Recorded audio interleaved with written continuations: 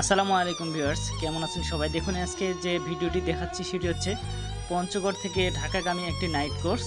এটি হচ্ছে দিনাজপুর জেলা ঘোড়াঘাট থানায় একটি অ্যাক্সিডেন্ট হয়েছে নূরজাহানপুর নামক একটি স্থানে, যেখানে অ্যাক্সিডেন্ট হওয়ার সঙ্গে সঙ্গে ৫ জন ব্যক্তির স্পট ডেড হয়ে গেছে, যেটি মারা গিয়েছে, এবং আরও ৩ জনের নিউজ পাওয়া গিয়েছে এ পর্যন্ত।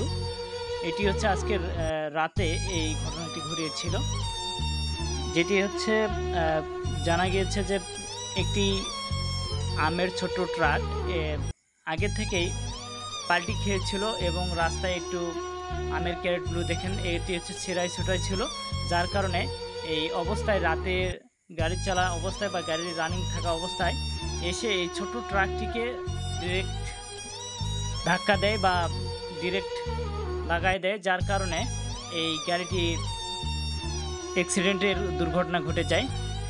আর এই ঘটনাতে ৫ জন নিহত হয়ে গেছে এবং আরও বাসে যে যাত্রী ছিল তাদের অবস্থা খুবই ভয়ানক। ধন্যবাদ সবাই।